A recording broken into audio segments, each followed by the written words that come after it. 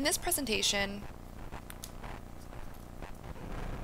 we're going to cover how to do probability calculations for a random variable. So for our first example, let's assume we have a random variable x, and this random variable represents the number of on-time flights at Phoenix Sky Harbor Airport. Now we know that none of the flights could be on time, and all of the flights could be on time, and the maximum number of flights at Sky Harbor Airport are 30 each day. So let's think about two things. The first thing is it discrete or continuous? Well, it's discrete because we are counting the number of times. So it's not something that falls on a real or a numerical value. Why is it a random variable? It's a random variable because we cannot predict with 100% accuracy the number of flights that will be on time. So let's do some calculations. So we know again that x goes from 0 to 30. And let's just break this up so we can see it a little easier. We've been given some probabilities. We know that the probability of all flights, or flights more than 20 flights, or 20 or equal to 20 flights, is equal to 0.03. And that represents this space. We also know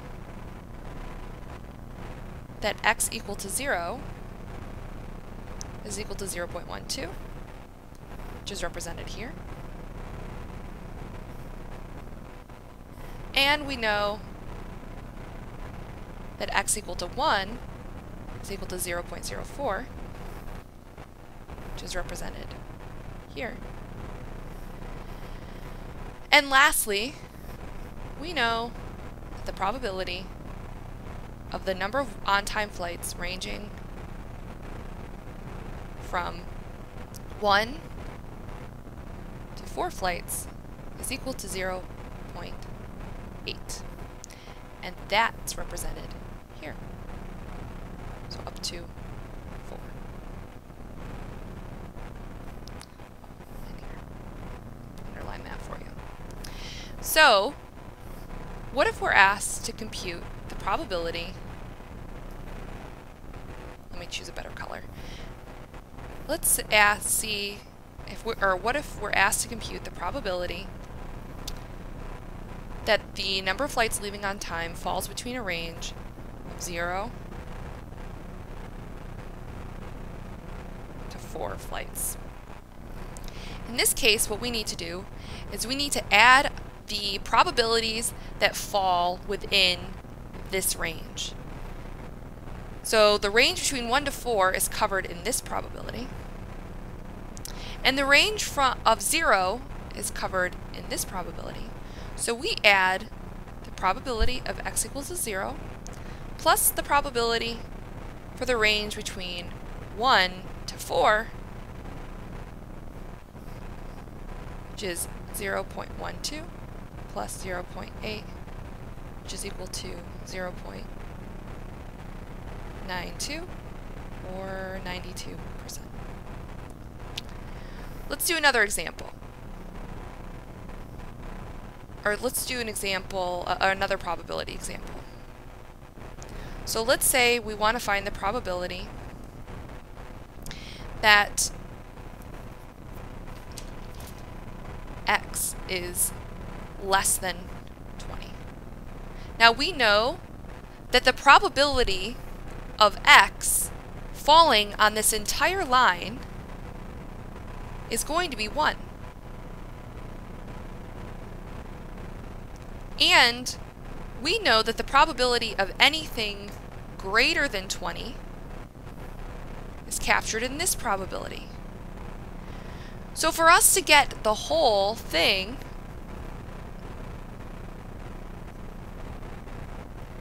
but minus just the piece that we really want, which is this part, what we need to do is we need to subtract 1, so the possibility that it could fall on any part, minus the probability of anything above 20, which is equal to 0.97, or 97%.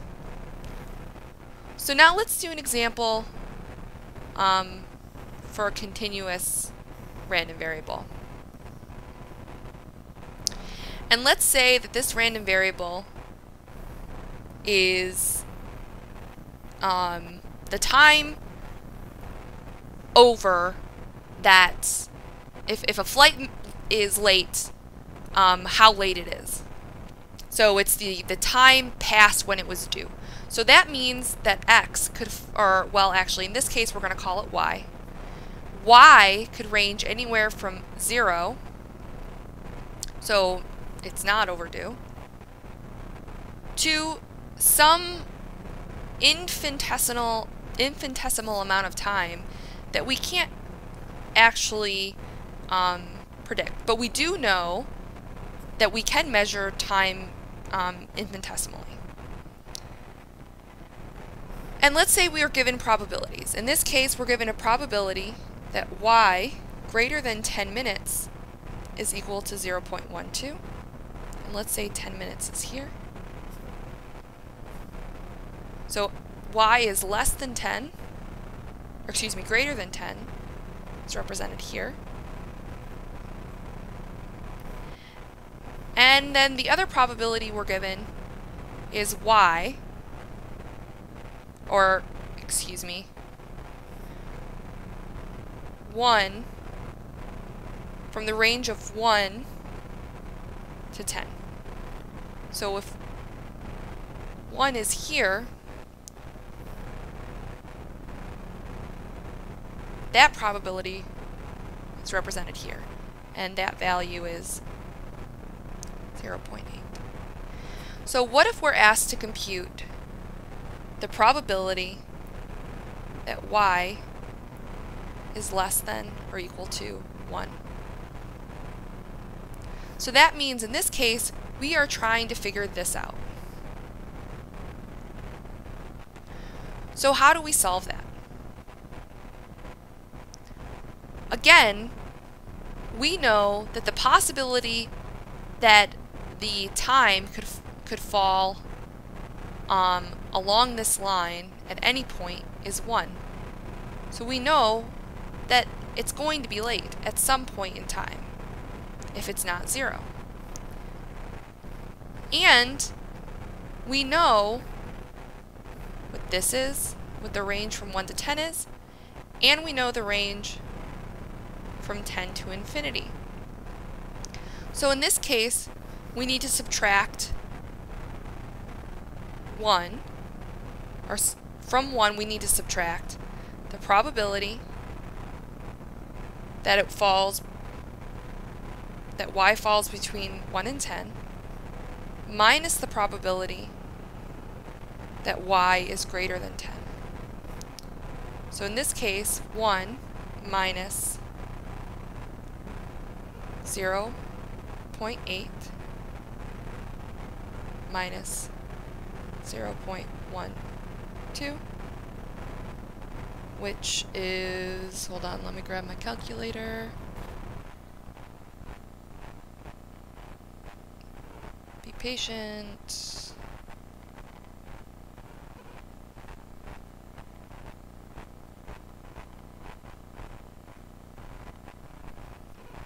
Is 0.08.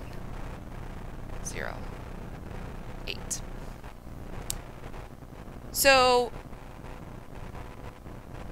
this, I hope you've seen from this presentation that we can use probabilities that we've been given to calculate other probabilities for a given scenario. So this allows us to use the probabilities that we have to, you know, see how other situations are also probable using this data. So I hope that you understand how to calculate probabilities both for discrete and continuous random variables. Thanks.